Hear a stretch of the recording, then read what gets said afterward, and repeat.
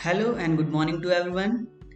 तो इस particular video में हम लोग क्वेश्चन नंबर 6 सॉल्व करने जा रहे हैं। NCERT text book class 9th chapter 8 motion, है ना। एक्सरसाइज का क्वेश्चन नंबर 6 है ये। तो चलिए आइए पढ़ते हैं क्वेश्चन को। Figure shows the distance time graph of 3 objects A, B and C. Study the graph and answer the following questions. तो यहाँ पे ग्राफ मैंने सीधे बुक से लिया हुआ है, ये ग्राफ सीधे बुक से कॉपीड है। तो बिल्कुल एग्जैक्ट ऐसा ही ग्राफ आपको बुक में भी मिल जाएगा और क्वेश्चन तो यही है, ठीक है। So which of the 3 is travelling the fastest. यहाँ पे डिस्टेंस एंड टाइम का ग्राफ बनाया हुआ है, ठीक है। तो आप ध्यान से देखो तो ए जो है कि 0 से स्टार्ट नहीं कर रहा है, ये कहीं दूसरी डिस्टेंस से ही स्टार्ट कर रहा है, ठीक है। 0 से स्टार्ट करने वाला सिर्फ और सिर्फ बी है। और सी को भी आप देखिए तो सी भी जो है कि 0 एंड 4 के बीच में, तो अप्रोक्सीमेटली 2 से स्टार्ट कर रहा है, ठीक है।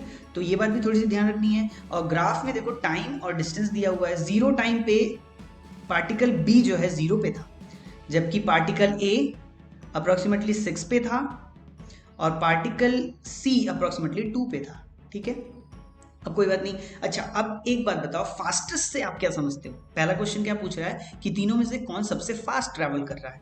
तो फास्टेस्ट से क्या मतलब समझते हो, अगर ज्यादा डिस्टेंस ट्रैवल करा जाए कम से कम टाइम में, दैट इज फास्ट। अगर आप फास्ट चलाते हैं, आप ज्यादा दूरी तय करते हैं कम से कम समय में, इसे ही तो फास्ट कहा जाता है ना। तो हमें कुल मिला के ऐसा ग्राफ या ऐसा पार्टिकल ढूंढना है जो कम समय में ज्यादा डिस्टेंस ट्रैवल कर रहा हो, ठीक है। तो चलो इसके लिए एक ट्रिक अपनाते हैं। मैंने ये लाइन ले ली, ब्लू वाली लाइन, ठीक है। इस ब्लू लाइन पे देखो तीनों पार्टिकल जो है कि अप्रोक्सीमेटली 12 किलोमीटर के डिस्टेंस पे हैं। और साथ ही साथ मैंने जैसा तुम्हें बताया कि बी पार्टिकल 0 से स्टार्ट हुआ था, तो इस पर्टिकुलर लाइन से तुम्हें ये समझ में आना चाहिए कि पार्टिकल बी ने टोटल 12 किलोमीटर ट्रैवल किया है। वहीं पार्टिकल सी के बारे में सोचो तो ये 2 से स्टार्ट हुआ था और 12 तक पहुंचा है, मतलब कि 12 - 2 दैट इज 10 किलोमीटर इसने ट्रैवल किया है, फाइन। और ए के बारे में अगर तुम सोचो कि इसको 5 ले लो अगर, या फिर ले लो 6 ले लो, तो 6 एंड 12 मतलब कि 6 किलोमीटर ए ने ट्रैवल किया है। तो यहाँ पे तुम इस पर्टिकुलर पोजीशन पे, जब ए बी सी इस पर्टिकुलर पोजीशन पे हैं, तो बी ने 12 किलोमीटर, सी ने 10 किलोमीटर और ए ने 6 किलोमीटर ट्रैवल किया है, ठीक है। अब देखो 3 लाइन इस तरीके से हम नीचे की ओर ड्रॉ कर रहे हैं, जिससे हमें पता चलेगा समय का, ठीक है। अब देखो बी जो कि सबसे ज्यादा डिस्टेंस ट्रैवल किया था, उसे टाइम कितना लगा, 1.6 से भी कम आवर्स लगे हैं। और सी जिसने सी को कितना डिस्टेंस ट्रैवल किया था, उसने 10 किलोमीटर का डिस्टेंस ट्रैवल किया था और उसे टाइम तो बी से भी ज्यादा लग रहा है, मतलब कि ये तो स्लो है ऑब्वियसली। और ए के बारे में सोचो, अगेन इसने तो और भी कम डिस्टेंस 6 किलोमीटर ट्रैवल किया है और टाइम इसे और भी ज्यादा लग रहा है। तो यहां से इस ग्राफ से तुम्हें समझ में आ जाना चाहिए कि पार्टिकल बी ज्यादा डिस्टेंस भी ट्रैवल कर रहा है, साथ ही साथ कम समय में ट्रैवल कर रहा है, तो particle B is the fastest one. और दूसरा तरीका ये हो सकता है इसमें फाइंड आउट करने का कि किसी भी डिस्टेंस टाइम ग्राफ में अगर ये जो लाइन है ना, ये स्ट्रेट लाइन जो भी स्ट्रेट लाइन वर्टिकल के ज्यादा करीब हो, मतलब वर्टिकल की तरफ टेंड हो रही हो, तो उसकी वेलोसिटी ज्यादा होती है, मतलब कि स्लोप ज्यादा होना चाहिए। जिस भी लाइन का स्लोप ज्यादा है उसकी वेलोसिटी ज्यादा होती है। समझ में आ रही बात। डिस्टेंस टाइम ग्राफ की बात मैं कर रहा हूं। जिस भी डिस्टेंस टाइम ग्राफ में जिस लाइन का स्लोप सबसे ज्यादा होगा उसकी ही वेलोसिटी सबसे ज्यादा होगी, क्योंकि डिस्टेंस टाइम ग्राफ का स्लोप ही हमें वेलोसिटी बताता है, ठीक है। तो आंसर इसका बी हो गया। सेकंड क्वेश्चन पे जाते हैं। Are all the 3 ever at the same point on the road. क्या तीनों पार्टिकल एक ही पॉइंट पे हों किसी एक समय पे, ऐसा पॉसिबल है क्या। तो ऐसा तभी पॉसिबल होता जब तीनों ही लाइन एक पर्टिकुलर पॉइंट पे इंटरसेक्ट कर रहे होते, तभी तो हमें समझ में आता है कि एक ही पर्टिकुलर डिस्टेंस पे तीनों एक ही समय पे मौजूद है ना। तो क्या ऐसा कहीं हो रहा है। देखो ये एक इंटरसेक्शन मिल रहा है, लेकिन ये 2 लाइंस का है, ये भी 2 लाइंस का है और ये भी 2 लाइंस का है। तो 2 लाइन के इंटरसेक्शन मिल रहे हैं, लेकिन एक भी ऐसा इंटरसेक्शन नहीं मिल रहा जहां पे तीनों लाइन एक दूसरे को कट कर रहे हो। मतलब कि 2 ऑब्जेक्ट्स एक पॉइंट पे एक ही समय पे हैं, ऐसा तो पॉसिबल है, लेकिन ऐसा कभी पॉसिबल नहीं हो पाया है कि तीनों के तीनों ऑब्जेक्ट्स एक ही पॉइंट पर हों। तो इसका आंसर नो होने वाला है। लेकिन उसके लिए थोड़ा सा समझते, देखिए ये पॉइंट जो है यहाँ पे बी और सी एकदम मिल रहे हैं एक ही पॉइंट पे, यहाँ पे बी और ए मिल रहे हैं, यहाँ पे ए और सी मिल रहे हैं, लेकिन ए बी सी तीनों एक ही जगह पे एक ही समय पर नहीं मौजूद है। तो इसका आंसर हो जाएगा नो, ठीक है।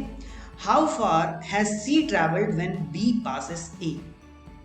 अब इसका क्वेश्चन का मतलब तो पहले समझ लो, जब बी ए को क्रॉस कर रहा है तब सी ने कितना डिस्टेंस ट्रैवल किया है ये पूछ रहा है। तो बी ए को पास कर रहा है मतलब कौन सा पॉइंट इसमें से, बी सी, बी ए या ए सी, बी ए, करेक्ट ना। बी ए मतलब बी और ए एक दूसरे को क्रॉस कर रहे हैं, ठीक है फाइन।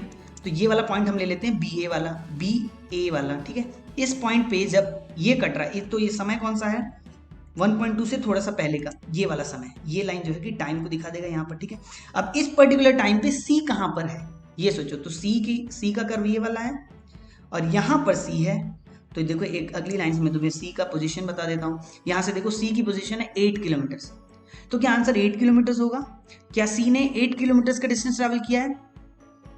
गलत, गलत बात। क्यों गलत बात? क्योंकि सी 8 किलोमीटर, अभी पोजीशन तो उसका 8 किलोमीटर का है, लेकिन सी स्टार्ट कहाँ से हुआ था भाई? सी का स्टार्टिंग पॉइंट तो ये वाला है ना, तो मतलब उसने यहां से यहां तक की डिस्टेंस ट्रैवल की है, इस पॉइंट से इस पॉइंट तक की डिस्टेंस ट्रैवल की है।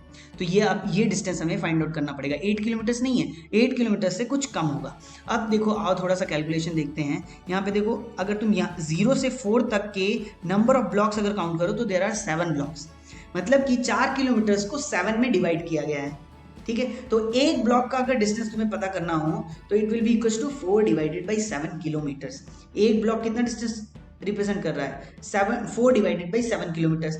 और ये वाला जो पोजीशन है ये कितने नंबर ऑफ ब्लॉक्स का है? 1 2 3 एंड 4 ब्लॉक्स कंप्लीट हुए हैं, मतलब कि ये वाला डिस्टेंस जो होगा 4 क्रॉस 4/7 होगा। आओ थोड़ा सा इसको लिख के तुम्हें बता देता हूँ। Since there are 7 units area of the graph between 0 to 4 on Y axis 1 graph unit equals 4/7 kilometre, ठीक है।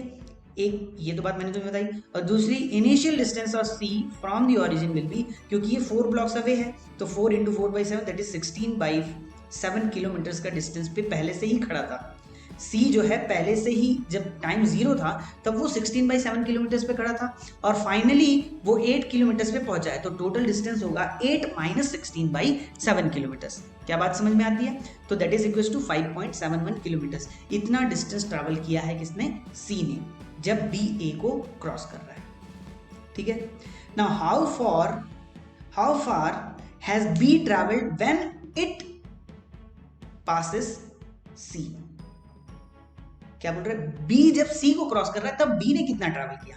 अब अगली बात देखते हैं। बी सी को क्रॉस कर रहा है तो कौन सा इंटरसेक्शन पॉइंट चाहिए मुझे? बीसी वाला इंटरसेक्शन पॉइंट चाहिए। तो बीसी वाला इंटरसेक्शन यहाँ पे मुझे मिल गया, ठीक है। अब बीसी वाला इंटरसेक्शन मिल गया तो डायरेक्टली देख लो बी, ये बी और सी दोनों नहीं कितना कौन से पॉइंट पे हैं? ये इस पॉइंट पे आ गए, ये एरो तुम्हें दिखा रहा है ना, यहां तक आ गए हैं। और बी स्टार्ट कहां हुआ था? 0 से स्टार्ट हुआ था। तो फाइनली अगर मैं ये पॉइंट ही निकाल लूं तो ही मुझे आंसर मिल जाएगा, करेक्ट और नॉट? तो देखो 9 ग्राफ यूनिट्स यहाँ पे दिख रहे हैं, 7 तो यहीं तक थे और उसके बाद 2 ब्लॉक्स और ट्रेवल किया है, तो टोटल 9 ब्लॉक्स मल्टीप्लाइड विद 4/7 जो कि एक ब्लॉक का डिस्टेंस था, तो that will be equal to 5.14 kilometre. इतना डिस्टेंस किसने ट्रैवल किया है? बी ने। अगर सी के बारे में पूछता तो अगेन हमें इतने से माइनस करना पड़ जाता है, ये वाले 4 × 4/7 से माइनस करना पड़ जाता, करेक्ट। तो आई होप कि ये सारे सवाल तुम्हें समझ में आएंगे। ग्राफ रीडिंग का थोड़ा सा आइडिया लगा होगा जरूर, और ग्राफ रीडिंग का आइडिया लगना बहुत ज़्यादा जरूरी है। पहले क्वेश्चन में तुम्हें स्लोप का आइडिया होना चाहिए, बाकी सारे क्वेश्चंस में तो इंटरसेक्शन कहाँ पे हो रहा है, कौन सी चीज़ें कहाँ से स्टार्ट हो रही हैं, कौन सा पार्टिकल कहाँ से स्टार्ट हुआ है, वो भी ध्यान देना बहुत ज़्यादा ज़रूरी है, ठीक है। तो आई होप कि ये वीडियो तुम्हें पसंद आया हो और सारे सवाल बिल्कुल क्लियर हो गए हों। तो फिर मिलते हैं नेक्स्ट वीडियो में, नेक्स्ट क्वेश्चन सॉल्व करेंगे। तब तक के लिए बाय बाय, टेक केयर।